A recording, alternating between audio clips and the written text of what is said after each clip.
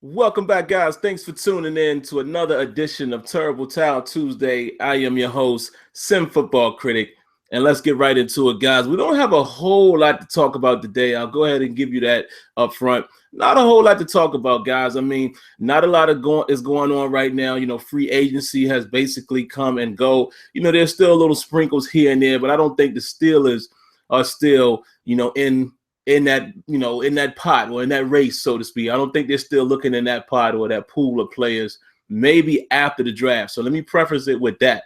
I don't think that they are still looking to add anyone before the draft. So maybe after the draft, you might be able to find some stragglers, what have you, but we'll see what happens. So again, not a whole lot to talk about today, guys. What we're definitely going to talk about is, currently who has come to visit the Steelers. I've done this for the last couple of weeks now, leading up to next week's draft. Next week's show, guys, I think what I'm going to do is go ahead and try to give some type of mock. Maybe I'll do a mock in terms of players. I'll say rounds 1 through 4. Once you get beyond that, I'm not that deep or that involved in the pool of players to know exactly which player it would be. But what I'll try to do is give you, a 1 through 4, and then beyond that, I'll pick position. So I'll do a positional draft, mock draft for the actual picks per round. But then I'll do, rounds 1 through 4. I'll try to narrow it down to the guys who I think, we may get. You guys know how it works, man. You're never always 100% with these mock drafts. You never know who's going to be there, who's not. You never know what the Steelers are thinking as far as the organization. So just giving you guys that information. So let's start off with the first couple things. Got to give a huge rest in peace, man, to Dan Rooney. Obviously, guys, I mean, I've never met the man, but you kind of feel like these people. When you follow the team for how long you have, you just feel like you know them. You hear so many stories about them. I mean, I always think about the relationship that him and Ike Taylor shared, very special. But you hear everything else from other players, whether they're with the Steelers organization or outside. And that could be as well for coaches, whether these guys were Steelers coaches or outside of the Steelers organization or, Pittsburgh natives. You hear the outpouring of respect for Dan Rooney. And what it teaches me, man, is this is how you want to be remembered. Everybody has an expiration date, so to speak. I know people don't like to think about that, but it's true. And that's the reason why, you should live your life to the best of your ability, as well as be the best person you can be while living your life. Because, whenever that day comes, this is how you want to be remembered. You want to leave a stamp. You know what I mean? You want to leave some type of stamp or leave your mark when that day comes. And that's what I think about when you hear these type of things from people like Dan Rooney and many other people in different other forms of, entertainment or celebrity, whatever you want to call it, or just people in general. How many people do you feel like are just good people? So that's what I take from it, man. He seemed to be a great man. All of the things that he brought to the NFL, the Rooney Rule, which I think is very important. It's about being fair. It's about being fair. And because of him, you see guys like Mike Tomlin or even Ron Rivera, down in Carolina. So you got to tip your hat to that. If I'm not mistaken, guys, and this was something that I didn't even realize, but the Steelers, I was watching over the weekend, I was watching some of the old school Steelers stuff, and they were showing classic Super Bowls. And the name, I'm losing it right now. I cannot remember the guy's name. But I didn't even realize back in the 70s, the Steelers actually started an African-American quarterback at one time because he was showing so much promise in preseason. I can't remember his name, guys. Forgive me. But he actually started in place of Terry Bradshaw. And then you guys know the story from there. Obviously, Terry Bradshaw regained the job at a later date, a later point in his career, and rest is history. But just showing you that, it just goes to show you the type of people that the Rooneys are, going all the way from his father, Art, down to Dan, and then now, Art the second is just, it just shows that they were great people. That's basically what I was trying to say, and that's how you want to live. So rest in peace to Art Rooney. Definitely, guys, the next thing I want to talk about is we still don't know about Martavis Bryant. We did hit a little bit more in terms of now, they're telling him that he needs to establish some type of, I think they call it rehab provision or relapse provision, something like that. He needs to incorporate. What's up, Tony? Oh, Jersey Joe. There you go. So yeah, he said he needs to do that. So from what all of the beat writers have said, Joe Gilliam, that was his name. Thank you, Tony. My man, Tony. Give a shout out to Tony, man. True diehard Steeler fan that talks to me weekly. That's my boy right there. So I knew he would know. But yeah, the Martavis Bryant situation seems to be moving a step closer, which is good. At least we're hearing that. And the reason why I say that's good, because I started to get a little worried at not the fact that it's taken some time, but the fact that we didn't hear anything. You know what I mean? And it made me think, man, I hope there's not something going on behind the scenes with him that's preventing this. So doesn't appear to be Martavis Bryant. It appears to be what we all probably imagined and expected. Roger Goodell just taking his sweet time to reinstate the guy, which really sucks because what it really is doing right now, unless we hear something this week or maybe just before the draft, the fact that the Steelers might have to think about looking at a receiver. You see what I mean? And this is the reason why. Again, I can't really call who we're going to pick in certain rounds all the way. I'm going to try to do it next week. But now a receiver might be there. You know what I'm saying? If they don't know for sure what's going to happen with Martavis Bryant, puts us in a compromising position. And me personally, I don't understand why it's taking so long. I just don't get Goodell or whoever else is doing it. What is it hurting? In the worst case scenario, you're hurting a team that has this dynamic player that they're expecting to be a dominant force or, definitely heavily involved in their campaign. And they don't even know if they're going to get him back, which affects how they may draft. I don't think that's fair. It is what it is, guys. But hey, we'll see. So moving on to the next thing, guys, before I get into the pre-draft visits, Senquez Golson. Senquez Golson. Now, let me tell y'all, let me just give you my thoughts. All right. Listen, I don't disagree with anyone having the right to bear arms. Not at all. Especially in a state like Pennsylvania, for you guys, you all who live here in Pennsylvania, we know, it's very easy to carry. You know what I mean? And carry legally, and it's very easy to be able to carry a gun on your person or a weapon or what have you, bearing arms. And I mean, I hate to bring this up, but in light of the situation that's going on now with this crazy guy, I don't even want to give him any shine, but y'all know what I'm talking about, the whole Facebook thing. Listen, I understand why people would want to bear arms. I don't think that really solves the issue. You could create a Wild Wild West situation, but I understand why people would want to protect themselves, protect their families, et cetera, et cetera. If you're bearing arms and you're doing it in a very favorable way, so to speak, where it's not hurting anyone and you're being respectful, I have no problem with that. But here's the problem I have with Senquez Golson. Okay, correct me if I'm wrong.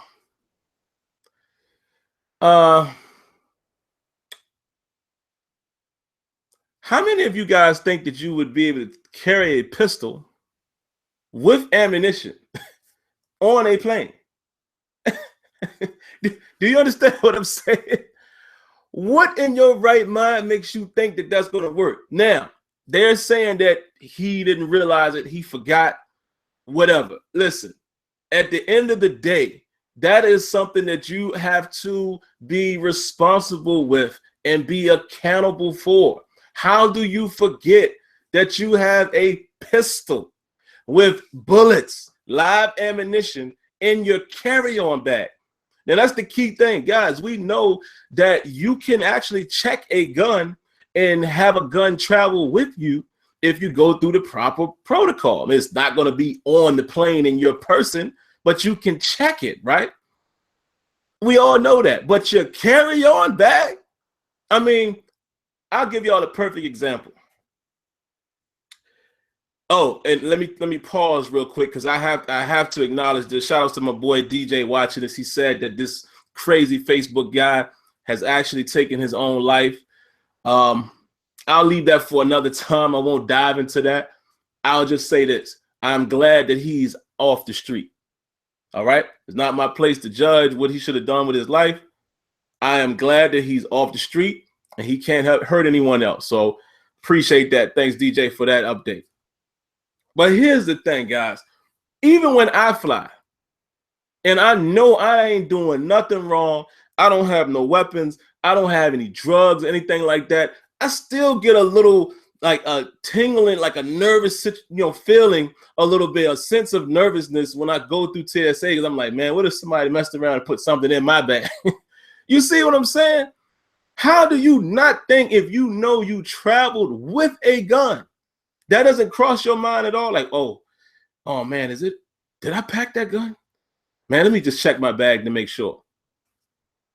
Now, as to the reason as to why he had it, like I said, I'm not diving into that. I don't feel like there's anything wrong with bearing arms. But going to the airport with a gun and trying to take it with you through TSA, what it says to me is that you're not very bright in terms of using the noggin. I don't know.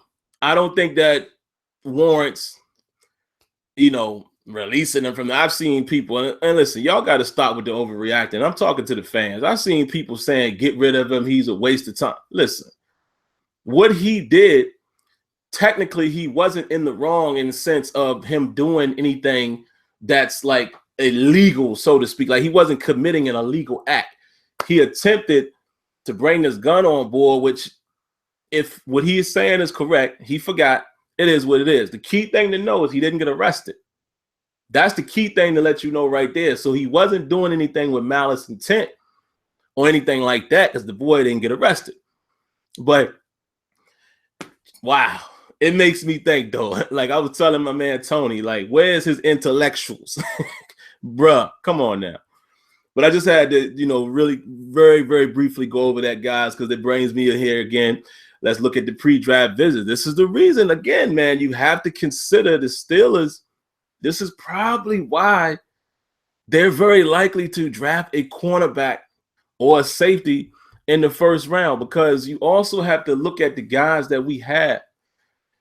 Again, man, once you get past Artie Burns, who's still a raw talent, he's still learning. Y'all know the Steelers, usually the way our team works, third year is a charm for a lot of guys. This will be his second year. Same thing with Sean Davis, right? But at cornerback, then Ross Cockrell, we did just re-sign him. He signed his tender. That's cool. But that's just let you know, even right there, they're not extending a long-term contract to Ross Cockrell, right? So they're giving him an opportunity to, see what he has. Now, one could say we might not have a whole lot of cap space. I get it. We do have enough cap, however, to sign a Ross Cockrell to an extended deal, because it ain't going to be that much. He hasn't played that well. As you can see, no other team, was going after his services. The reason why we were able to get him to sign the tender, you can get an offer sheet from nobody else. So it wouldn't cost much. So they could sign him if they wanted to. They're not, because I feel like it's one of those let's see how you play situations. Another reason why I feel like another cornerback is definitely going to be in the on their draft board, or probably in their sights right away, first, second round, right? Could be safety. All depends on how everything falls. But that's just why I feel that. Now let's take a look, guys, at some of the pre-draft visits. Quite a few guys have been in there now, man, as you look at it. Let me address one other thing, guys. It just came to my mind. Y'all know I do this on the fly. I think you guys appreciate it like that as well. Not a whole lot of drawn up and pre-canned, things that I'm going to say. I do this completely on the fly. I'm looking at some of these mock drafts. Let's actually look at that. I want to hear what you guys have to say about it, man. Let me go to the NFL. We're going to look at some of these mocks, right?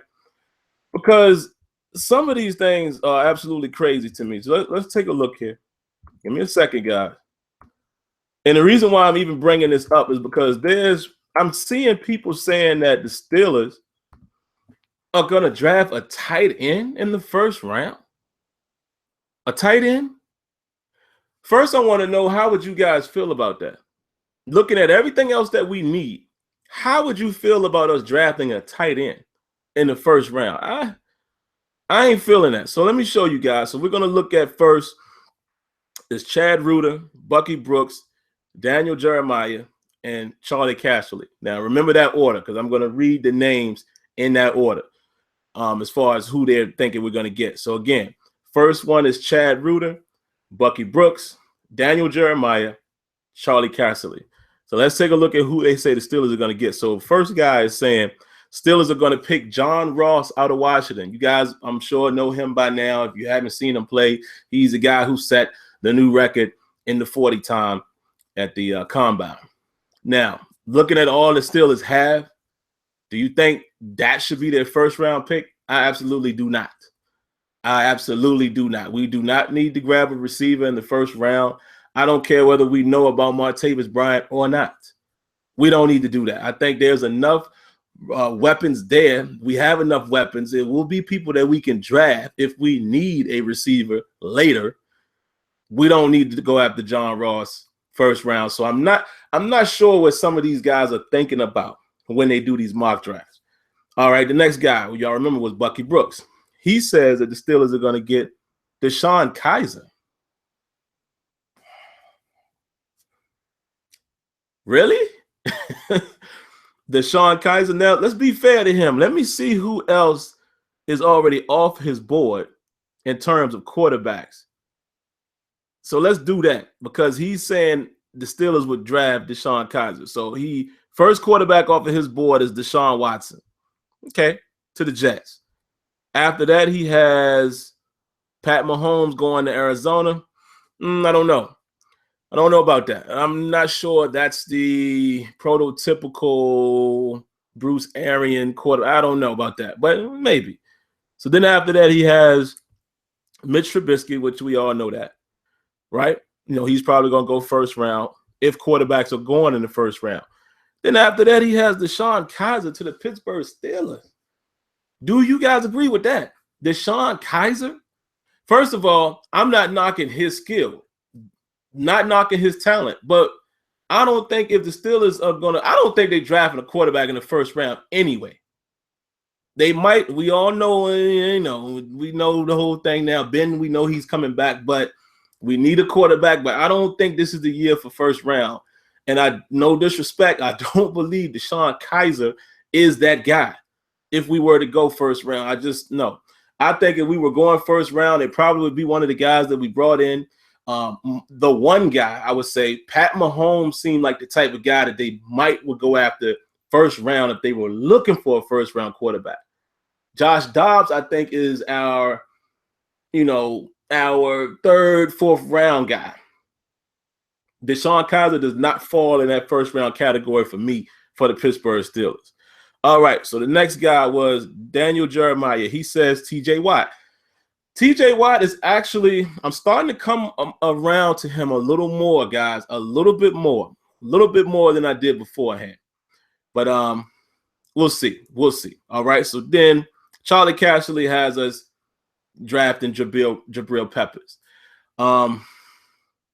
Couple things I want to say about Peppers, and I know, guys, I'm all over the place here, so let me explain to you why I was actually going to the mock draft. I don't see it here. But somebody, I can't remember who it was, but somebody was saying that we were going to draft a tight end. A tight end. Let me see if I can find it real quick, guys. Hold on. That was the reason why I even came. Here it is. This guy, Lance Zerline. He says that we're going to draft tight end David Njoku. I know who that is. You know, the guy from Miami. Great player, but I just don't think the Steelers are going to go that way in the first round. I'm sorry. Now, in terms of Jabril Peppers, I like Peppers a lot. However, again, I've been looking at all of this tape, guys. I really feel like I've been acting like a scout for the Steelers. Peppers doesn't really have outstanding cover skills. Now, why is that important to me? Here's why. Contrary to what some people believe, Mike Mitchell is not as bad a safety as we all think. Is he a great center fielder? Not particularly in terms of ball hawk. He does however, sometimes get there, he breaks it up, lays a big hit. Sometimes you need that enforcer. I do believe that he doesn't rotate fast enough to where the ball is. I also believe that he doesn't always take the best angle in terms of making an open field tackle. I don't think he's a horrible safety. Now, what would I want to replace Mike Mitchell? I want a center fielder. I want a guy who's a ball hawk. I want a guy who's known for his coverage and his rangy coverage. And he's looking at the ball, whether that's intercepted or pass breakup. I don't think Jabril Peppers is that guy either. The more I look at his film, most of his highlights are kick returning, which obviously that's not defense. So I'm not knocking that. That's a plus. But most of what I've noticed was him playing in the box. Him being a robber in some situations, him also playing linebacker. A lot of times him blitzing. That's why I've seen most of his dynamic plays. I haven't seen a whole lot of big playmaking things from Jabril Peppers. Now, that doesn't mean that he couldn't do it. Sometimes the ball just doesn't come your way. But again, I don't see the center fielder type guy. I don't see the Ed Reed-like guy in him. And that is what I would want in terms of replacing Mike Mitchell, or even, allowing the Steelers to do more dime, which I know they're interested in doing dime package. Now you have basically, you can get 3 safeties on the field. You see what I mean? Or one of the guys can play in the sub package. But we need a guy who's able to roam the field. Allow Mike Mitchell to play a little closer so he can be that threat underneath. And we'll have the other guy, in the dime package, the more rangy guy, to be the center fielder, along with Sean Davis on the opposite side. Then we're talking about something. But I don't know if Jabril Peppers is that guy. I don't think he's that guy. So I'm not as high on him anymore. However, if they did draft him, I would look forward to seeing what he could bring, because he is an outstanding athlete. He can do a lot. But that's just my opinion. I haven't seen a whole lot of, and a lot of his highlights are even him in the backfield, or him, running the Wildcat. So it's like he's not the coverage guy that you would expect. However, scouts may know a little more than I do, I'm sure. If they've drafted him, they see something, and I'll be, happy to see where they would like to place him. So I wouldn't be mad at it, but not as high on him anymore as far as thinking first round. All right, guys, so let's get to some of these pre-draft visits just to give you the names, and then we'll get out of here. Here's another tight end, Scott Orndorff. Don't know much about him. They consider him a local visit. Y'all know about Mahomes, Joshua Dobbs, Kenny Galladay, wide receiver out of Northern Illinois, Josh Reynolds, wide receiver out of Texas A&M, Derek Rivers, Tack McKinley, Monte Nicholson, safety out of Michigan State. Keep an eye on that. Here's another guy that I've heard even Dave talk about lately, Jordan Lewis, cornerback out of Michigan, and Josh Jones as well. Here's a safety. Now, here's a rangy type guy that I can see. Okay, now we're trying to do some things. Probably a little better to me than Jabril Peppers as far as pure coverage. All right. Chris Godwin out of Penn State, the wide receiver. Most of you guys, and especially local guys, know who that is. Jared Davis out of Florida, inside linebacker. James Conner out of Pittsburgh, local visit, running back. Y'all know who that is. Buda Baker out of Washington. Here's a guy that I definitely like. Carroll Phillips, outside linebacker for Illinois. I don't know much about him. Zach Cunningham from Vanderbilt. He's an inside linebacker. Samson Ibukam or Ibakam. Not sure if I'm saying that correctly, so apologize. He's an outside linebacker out of Eastern Washington. Quarterback Nathan Peterman from Pittsburgh. Know a little bit about him. I've seen him play. Tim Williams out of Alabama. We know who that is. Tana Kapasana. Guys, I know I'm saying that name completely wrong. His name is spelled Tanoh, last name Kpassagnon from Villanova. I know I did not say his name correctly. Apologize to him. Jalen Myrick, cornerback out of Minnesota. I've seen him. Pretty solid guy. Keon Adams, outside linebacker out of Western Michigan. Cornerback Rasul Douglas from West Virginia. Keep an eye on Douglas. That dude is big and talented. Tight end Jason Cromes out of Tennessee. Wide receiver Mac Hollins out of North Carolina. Wide receiver Sheldon Gibson out of West Virginia. Cornerback Marlon Humphrey. Yes. Yes. If by chance he's available. at the 30th pick. Let's get it. All right. Cornerback Ryan Lewis out of Pittsburgh. I'm familiar with him. Safety Obi Melifonwu. Or Melifonwu. Let me say his name correctly. Y'all already know how I feel about that. I know Tony knows. I know he's going off right now, probably saying, yes, sir. That's his corn phrase right there.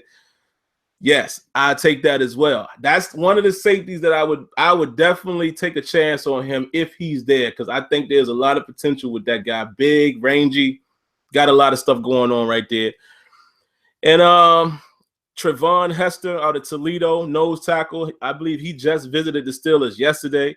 And to kind of repeat what Alex Kozor said, if the Steelers bring in a nose tackle, that might be a way of them quietly pushing Daniel McCullers out of the lineup. McCullers just haven't panned out as a backup. Remember, McCullers was supposed to take over, right?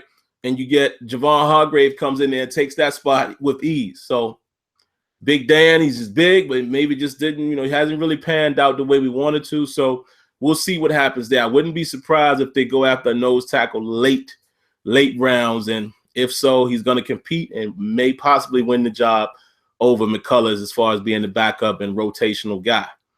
All right, and then there's a couple more here. Raekwon McMillan, Ohio State inside linebacker, quarterback Davis Webb out of California. Don't know much about him. Outside linebacker Javancy Jones from Jackson State. I'm actually familiar with him. They're saying that him as well as McMillan, they have scheduled meetings. I'm not sure if it happened yet, but they have scheduled meetings. And it's been reported that Brad Kaya was in Pittsburgh over the weekend. All right.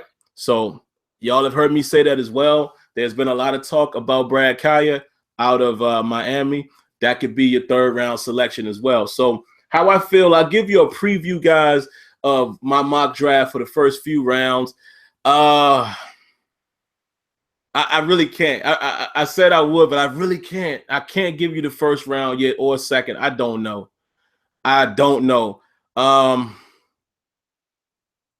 Third round, I believe there's going to be a quarterback. I believe it will be Brad Kaya. I believe if Josh Dobbs is there, it's a possibility that it could be him. But it seems more so like Kaya is getting more attention from a lot of the reporters reporting on the Steelers. But I think Josh Dobbs would probably be the guy. But I don't think that they expect Dobbs to be there. But if he is, I think that's going to be the guy. If not, I think it'll be Kaya. And I think it'll be a running back in the third round as well with the the compensatory pick. I think it could possibly be James Conner, or it could actually be Wayne Gallman. That's another guy that I know the Steelers have met with. I don't have him on his list, but I believe he came in for a visit, if I'm not mistaken. Let me see. I think Wayne Gallman actually has come in for a pre-draft visit. And I'm from what it's saying here, they're not sure if it was actually in Pittsburgh or if it was more so just pro day. But I know they've talked to him extensively. Big guy, not too big, but it seems like a pretty decent compliment to Le'Veon Bell. So we'll see what happens, guys. But that's all I got. I told you guys it wasn't going to be much, and it ended up being a lot. Let me see what some of you guys are saying, though. See what's going on here. Appreciate you guys, man, coming in with that. Jeff Stipp said, hope you had a good birthday. I did, man. I did. I had an outstanding birthday on Saturday. Both Friday and Saturday kind of ran together. I had a great time. Wife always does her thing in that department. Captain Spartan, what's up, man? He says, what are your thoughts on possibly getting Sidney Jones round 1? That could be a good move. It really depends on who's there. It really depends on who's there, man. That's why I said I'm gonna nail it down and try to give you guys a mock draft from my perspective next week. It just depends on who's there. Because if some people fall, if they ain't shift, imagine you got a lot of premier pass rushers that have fell down. Then it's almost like you got to grab one of those guys. Then again, I'm thinking guys like Derek Rivers will probably fall into the second round. You know what I mean? Even some guys with some injury concerns like a Lawson and guys like that will probably fall. TJ Watt could fall to the second round. So that's why I feel like if they do, then you get some more of those premier cornerbacks or safeties in the first round, because these are guys that you're going to need to play. Your backup linebackers outside, edge rushers are going to play regardless, because rotation is going to have to happen. So, I'll try to narrow it down next week, but we'll see. I see Mark's getting Deshaun Kaiser. Yeah, I mentioned that. I don't understand that. I'm sorry. I just don't understand anybody saying that Kaiser would be a first-round pick to the Steelers. Nah, I ain't feeling that. Steelers would draft Josh Dobbs in the third round. We right there together, Jeff. I believe that as well. What do you think the Steelers would give up the draft pick for Richard Sherman? No. Ain't happening. Ain't happening. I don't think so, because in order to get Richard Sherman, come on, we talking Pete Carroll. Pete Carroll going to be looking for like number 1, number 2 pick. I don't think you do that for Sherman. I love Sherman, yes, but thinking about the Steelers' philosophy, the Steelers, their trading in the draft kind of works, very similar to how their free agency works. They're going to do what makes sense. They're not going to spend a whole lot for it. Richard Sherman is approaching 30. He's still a great player, but you think you looking what you got out of Artie Burns, who was raw, very young. That's how they like to build their defense. They're not going to give up too much for Richard Sherman. I mean, I would think the Steelers, it would have to be probably as late as a third round pick in order for them to give that up, but I don't think they're doing nothing like that. Josh Jones is a Mike Mitchell clone. Oh, Lord, is he? See, I haven't seen much on him. I've heard that he was more rangy, so I'm going to have to take a look, at the film on that. So I'll be honest with you guys like I always am. I don't know much about him. I've seen a couple things from him, but I have to take a closer look at that. Tano is an athletic raw freak out of Villanova. He's a Ziggy Ansah clone. He could be a great player or a bust. Now let me say something there. If he is anything close to Ansah, that'd be pretty cool. But like you said, hit or miss.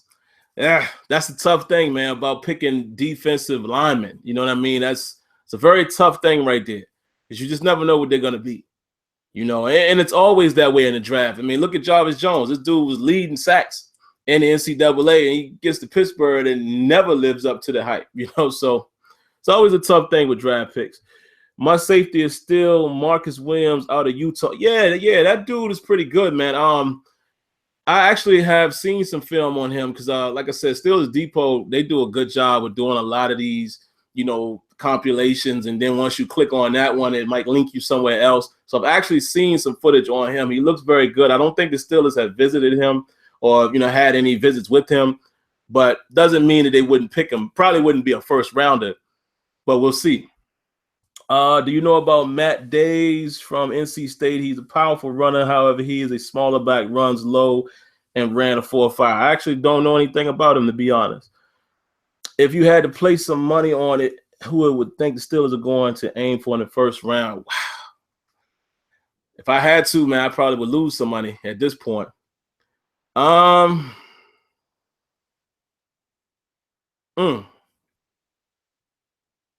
would say cornerback. Because I think that they're going to go corner first round, unless some things happen. Because, again, it's possible that a safety could be the guy. But I don't think safety is the guy unless the actual safety that they think is a game changer is there. But I'm looking at Humphrey or Trey White if I had to put money on it. And even with that, it's a 50-50. But you would expect Humphrey not to be there. I think it's going to be a situation like last year where everybody knows, and it's basically been said, really maybe not verbally about it in-house, but most people know that the Steelers definitely had an eye on Jackson III last year. But they had an interest in about 3 or 4 guys. Artie Burns actually happened to be one of those guys that they did meet with before draft. But William Jackson III was going to be the guy. Cincinnati picked him. Steelers went with Artie Burns, right? So I think it's going to be the same situation this year. I think a guy like Humphrey is definitely somebody that they're very interested in. Very interested in. Also, my man Tankersley. You know, that's a guy that I'm hearing that they got a lot of interest in him. But I think if not, Trey White will probably be the guy, because Trey White, you would think, can come right in and play in the nickel spot. You know, all these other guys that I'm mentioning as far as corners are probably more outside fitted. And, you know, I just don't know if that guy is going to knock out Ross Cockrell. Because y'all know how things work in the Steelers organization, even though, you know, Artie Burns did outwin, you know, he beat William Gay for that spot late in the season, but we'll see. But that's what my money would be, man. I would say corner, and I'm thinking guy like Humphrey, not him, Trey White would probably be the guy that they're looking at. All right, what else are you guys saying? And we can wrap up here. Do you think Ross coming back, we should only take one corner? Yeah, Ross Cockrell's been signed. They signed his tender. So, you know, he's playing on a 1-year deal. If Peppers is there at 30 and Colbert loves him, which we hear, even with us having a strong safety, Sean Davis, would you think that the Steelers would jump on an opportunity to get that type of play? I think they would. I don't know. He's not going to beat Sean Davis out. Only because Sean Davis has shown a lot of promise. So he's not going to come in and take Sean's spot. That ain't going to happen. It would have to be him competing with Mike Mitchell and or allowing us to play dime, which they've said openly they would like to do more of that. So then you got them all out there. So it's possible if Kevin Colbert loves him the way they claim he does, very possible they take him off the board. And I'm not going to be mad if they take him. I'm just saying his tape hasn't shown me that he's an excellent cover guy. You understand what I'm saying? He has made plays. He has a couple picks, but not a lot. You know, and even you look at his pass deflections, they don't have a lot in his career. So that's all I'm saying. And that, to me, it doesn't always mean anything, because remember the guy Holloman from last year that they drafted that had all these interceptions? And then you hear most people that ranked him was saying he's not going to be a great player. Didn't even make the team with us. So numbers don't always dictate. But for your first rounder, you would expect it to be somebody who has put up some numbers. So I don't know. But if Colbert loves him, I definitely can see them taking him very easy. All right. Last thing here. He's rangy, but he wants to lay big hit first instead of making a break. Okay, you're talking about Josh Jones. Yeah. So, and Steven right here agrees with Spartan as well. Yeah, that definitely sounds like Mike Mitchell to me. So we'll see, man. But that's just my quick thoughts, guys. This video went extremely longer than I thought. I got about 4 minutes here before I have to get back to work. So let me go ahead and wrap it up. We're getting close. And all I hope is that the Steelers get some of these guys that we all like. And it's always cool to look at the pre-draft visits and things like that, because you kind of see the guys that you like, and any of them are on the list. There's quite a few of them on the list. I didn't even talk about pass rushes, but I definitely believe guys like T.J. Watt could fall. So I don't know if you go after them in the first round, even though I know some people are mocking him in the first round. He's a little raw, but I like T.J. Watt. I'm not going to be upset if any of these guys that we've all discussed are picked. It's just a matter of who they're going to get. So, all right, guys, that's it until next week. Next week, I will bring you my mock draft of who I think or hope they might take, and we'll see how it goes. So I hope everybody has a good week. Go out there and watch some playoff basketball. You know, that's the good part right now while we're waiting for football to start, you know, basketball period when it's playoff time. So, all right, man, that's all I got for you guys. I'm going to get a quick here we go, swing the towel, you know, touch the logo for good luck. And we'll catch you guys next week, man. I appreciate everybody coming through. Peace.